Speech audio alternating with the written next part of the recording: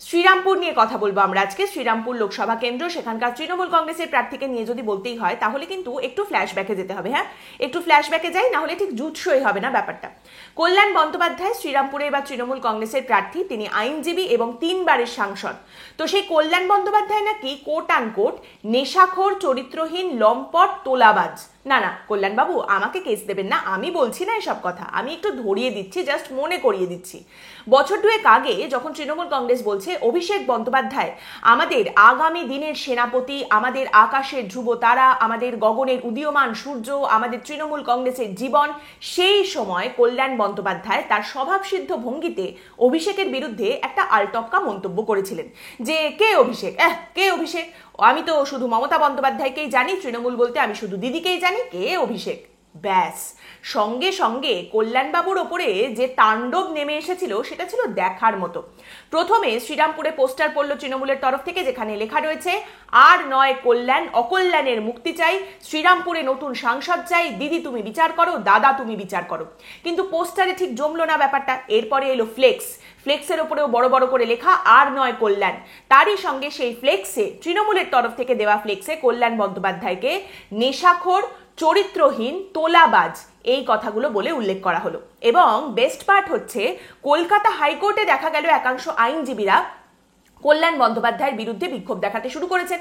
তারা হাতে পোস্টার নিয়ে দাঁড়িয়ে পড়েছেন, যে পোস্টারে লেখা রয়েছে কল্যাণ বন্দ্যোপাধ্যায়ের দাদাগিরি মানব না, কল্যাণ বন্দ্যোপাধ্যায় নিপাত যাক। এবং সব থেকে বড় কথা, যারা বিক্ষোভ দেখাচ্ছেন তারা বললেন তারাও তৃণমূল করেন, তারা তৃণমূল কংগ্রেসের লিগাল সেলের সদস্য। তাদের অভিযোগ কি কি? কল্যাণ বন্দ্যোপাধ্যায় এতদিন দায়িত্বে থেকে অ্যাসোসিয়েশনের কোনো কাজ করেননি, তিনি স্বজন পোষণ করেছেন, শুধুমাত্র ছেলেকে ভালো ভালো সুযোগ দিয়েছেন, ছেলেকে সুযোগ সুবিধা করিয়ে দিয়েছেন, আইনজীবীদের সঙ্গে তিনি দুর্ব্যবহার করেছেন। এবং তৃণমূল কংগ্রেসের লিগাল সেলের একজন আইনজীবী বললেন যে এই কল্যাণ বন্দ্যোপাধ্যায় এতদিন ধরে হাইকোর্টে সিন্ডিকেট রাজ চালিয়েছেন। ভাবুন কি মারাত্মক ব্যাপার। কিন্তু বিষয়টা হচ্ছে, এতদিন পর্যন্ত তৃণমূলের লোকজন এই বিষয়গুলো নিয়ে কেউ মুখ খোলেননি, কেউ কোনো কথা বলেননি, কোনো অভিযোগ করেননি। কিন্তু যে মুহূর্তে তৃণমূল কংগ্রেসের আগামী সূর্যকে একটু গ্রহণ লাগানোর চেষ্টা করলেন কল্যাণবাবু, সঙ্গে সঙ্গে কিন্তু তৃণমূলেরই লোকজন তাকে একেবারে মারিয়ে এগিয়ে যেতে শুরু করলো। কল্যাণ বন্দ্যোপাধ্যায়ের যেভাবে শিক্ষা হলো, সেইভাবে শিক্ষা আর কারুর হওয়ার দরকার নেই। কল্যাণ বন্দ্যোপাধ্যায়ও বুঝেছিলেন যে তাকে মাথা নত করতে হবে, টিকে থাকতে গেলে মাথা নত করতে হবে। কল্যাণ বন্দ্যোপাধ্যায় মাথা নত করেছিলেন বলেই তার মাথাটা কাটা পড়েনি, আর সেই জন্যই শ্রীরামপুর থেকে আবারও তৃণমূল কংগ্রেসের প্রার্থী হয়েছেন কল্যাণ বন্দ্যোপাধ্যায়।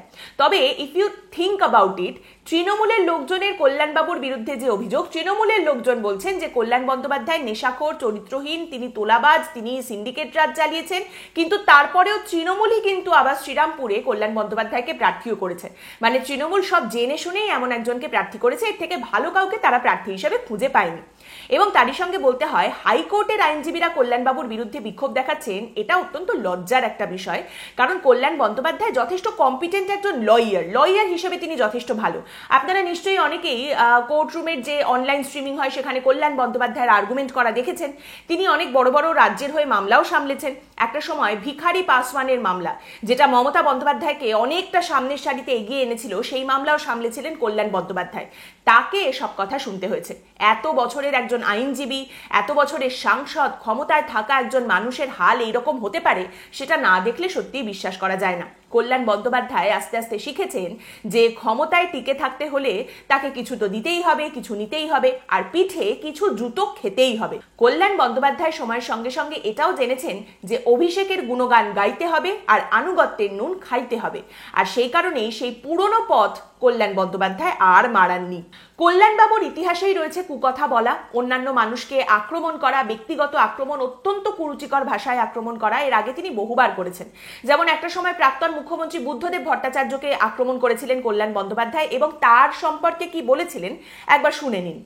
আপনার বিরুদ্ধে তদন্ত হওয়া উচিত যে সন্ধ্যের পর নন্দনে আপনি যখন মুখ্যমন্ত্রী ছিলেন, কারা কারা নন্দনে আপনার সঙ্গে দেখা করতে যেত এবং কেন করতে যেত, তার ইনভেস্টিগেশন হওয়া উচিত।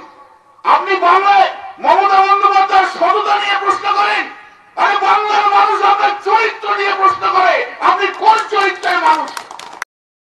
আপনি যদি কল্যাণ বন্দ্যোপাধ্যায়ের পলিটিক্যাল হিস্ট্রিটা দেখেন তাহলে দেখবেন বহুবার কল্যাণ বন্দ্যোপাধ্যায় এরকম নোংরা মন্তব্য করেছেন, অত্যন্ত বাজে বাজে কথা বলেছেন লোকজন সম্পর্কে।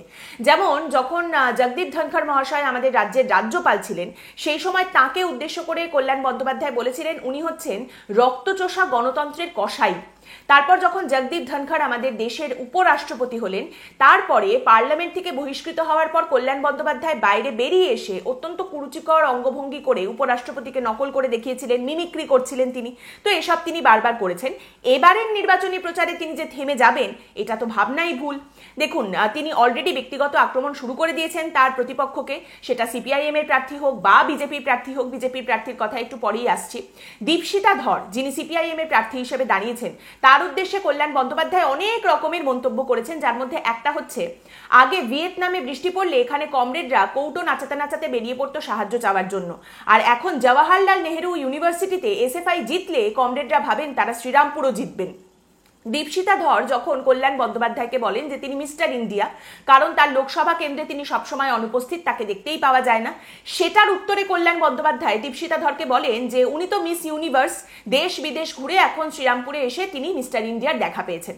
তো এরকম নানা মন্তব্য, আরও এর সঙ্গে আরো কুরুচিকর নানা রকম মন্তব্য তিনি করতেই থাকছেন ক্রমাগত। এবার বিষয়টা হচ্ছে আপনি বলবেন যে এত কিছু তিনি কি করে করেন বহাল তবিয়তে এবং পারও পেয়ে যান। কল্যাণ বন্দ্যোপাধ্যায় এই ধরনের মন্তব্য করার পরেও তিনি প্রার্থী হন, বহাল তবিয়তে এসব মন্তব্য করেন।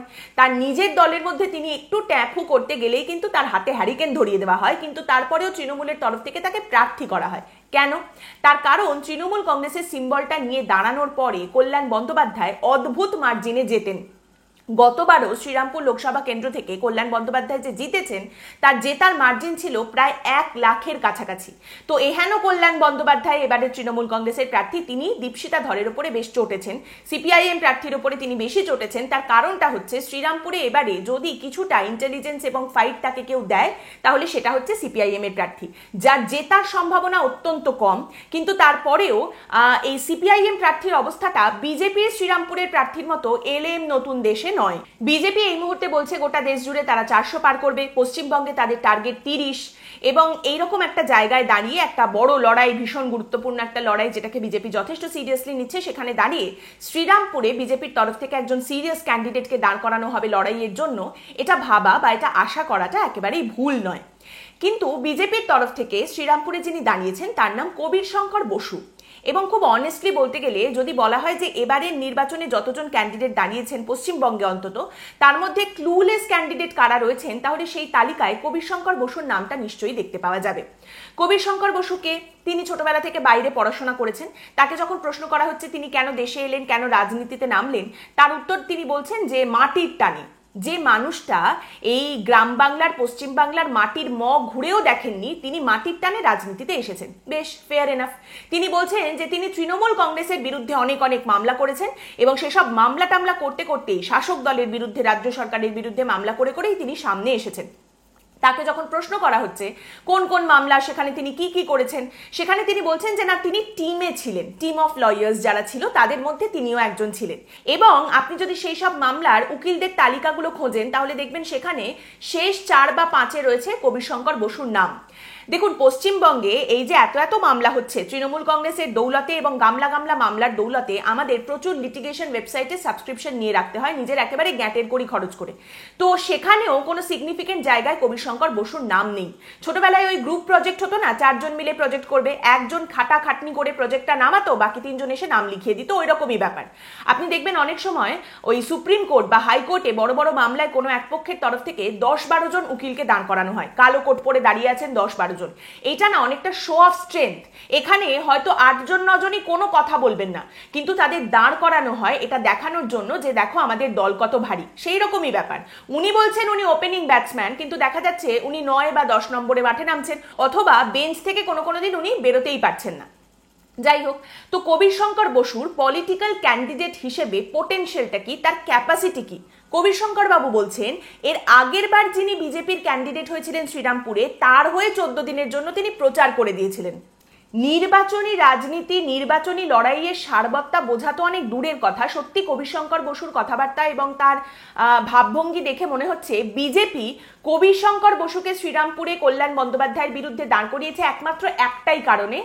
বিজেপির স্ট্র্যাটেজিটা হচ্ছে, যাও তুমি গিয়ে দাঁড়িয়ে পড়ো, প্রাক্তন জামাই প্রাক্তন শ্বশুরের বিরুদ্ধে দাঁড়াবে, শুধুমাত্র কবিশঙ্কর বসু যাতে কল্যাণ বন্দ্যোপাধ্যায়কে উত্তক্ত করতে পারেন, এইটাই হচ্ছে বিজেপির লক্ষ্য। বিজেপির স্ট্র্যাটেজি হচ্ছে, আমরা প্রাক্তন জামাইকে দাঁড় করাবো, কল্যাণ বন্দ্যোপাধ্যায় আপনি তো প্রচুর কটু কটু কথা বলেন, প্রচুর চ্যাটাং চ্যাটাং কথা বলেন, আপনি প্রাক্তন জামাইকে বিজেপির প্রার্থী হিসেবে দেখবেন, জ্বলবেন, ইরিটেটেড হবেন, আপনি উত্তক্ত হবেন, আপনি আরো বাজে বাজে কথা বলবেন, আর তারপর সেই কথাগুলো নিয়ে আমরা নির্বাচনী প্রচার করব তৃণমূলের বিরুদ্ধে, আপনার বিরুদ্ধে, অন্য সব জায়গায় আমরা সেটাকে কাজে লাগাবো। মানে সত্যিই মনে হচ্ছে বিজেপির এইটাই স্ট্র্যাটেজি, এই জন্যই তারা কবিশঙ্কর বসুকে নামিয়ে দিয়েছে লড়াইতে। তা না হলে আপনি ভাবুন, কবিশঙ্কর বসু 2021-এর বিধানসভা নির্বাচনে শ্রীরামপুর বিধানসভা থেকে নির্বাচনে দাঁড়িয়েছিলেন, যে সময় হাওয়া উঠেছিল যে বিজেপির যে দাঁড়াবে সেই জিতে যাবে, সেই রকম সময় কবিশঙ্কর বসু 23,000 ভোটে হেরেছিলেন বিধানসভা নির্বাচনে। তাহলে একজন ব্যক্তি যিনি বিধানসভা নির্বাচনে ওই একই এলাকায় দাঁড়িয়ে 23,000 ভোটে হেরে গেছেন, বিজেপি তাকে দাঁড় করাচ্ছে তৃণমূলের এমন একজন ক্যান্ডিডেটের বিরুদ্ধে যিনি এর আগের বারও লোকসভা নির্বাচনে প্রায় 1 লাখ ভোটের মার্জিনে জিতেছে। এর পেছনে যুক্তিটা কি হতে পারে? আমি যেটা বললাম স্ট্র্যাটেজি, ওই উত্তক্ত করা, ওই কল্যাণ বন্দ্যোপাধ্যায়কে বিরক্ত করা, তাকে একটু জ্বালিয়ে দেওয়া, পুড়িয়ে দেওয়া, এটা ছাড়া আর কি হতে পারে? আপনি যুক্তি দিয়ে কি ভাববেন বলুন? অথবা আরেকটা হতে পারে, একটা ফোন কল রেকর্ডিং খুব ভাইরাল হয়েছিল, সেখানে যাদের গলা শোনা যাচ্ছিল, বলা হচ্ছিল যে তারা হচ্ছেন একদিকে কল্যাণ বন্দ্যোপাধ্যায়, আরেকদিকে কবিশঙ্কর বসু। যদিও প্রাক্তন শ্বশুর এবং প্রাক্তন জামাই দুজনেই বলে দিয়েছেন এটা একদম মিথ্যে, একেবারে ভুয়ো রেকর্ডিং, এটা একদম ফেক। যদিও সেই রেকর্ডিং এ শোনা যাচ্ছে যে গলাটাকে কল্যাণ বন্দ্যোপাধ্যায়ের বলে দাবি করা হচ্ছে, তিনি বলছেন আমি খুব চাপে আছি, তুমি টিকিটটা নিয়ে নাও কিন্তু। আর উল্টো দিকে যে গলাটাকে কবিশঙ্কর বসুর গলা বলে দাবি করা হচ্ছে, তিনি বলছেন 20 পাঠিয়ে দিতে হবে। তাহলে এইটা যদি হয়ে থাকে, এটা যদি সত্যি হয়, তবু একটা যুক্তি মানা যায়, যুক্তি বেরোয় যে কেন কবিশঙ্কর বসু দাঁড়িয়েছেন। আবারও বলি, দুজনেই, কল্যাণ বন্দ্যোপাধ্যায়, কবিশঙ্কর বসু দুজনেই বলেছেন এটা ফেক কল রেকর্ডিং। এটা যদি মিথ্যে হয়, তাহলে কবিশঙ্কর বসুকে কেন বিজেপি দাঁড় করিয়েছে সেখানে, এই ভাবনা চিন্তাটা, এই উত্তরটা খোঁজাটা একটু কঠিন হতে পারে। যাই হোক, আজকের পর্ব এখানেই শেষ করছি। আপনাদের মতামত এই পর্ব সম্পর্কে অবশ্যই জানাবেন কমেন্ট করে। পরের দিন আবার দেখা হবে অন্য একটি বিষয় নিয়ে আলোচনায়। ভালো থাকবেন।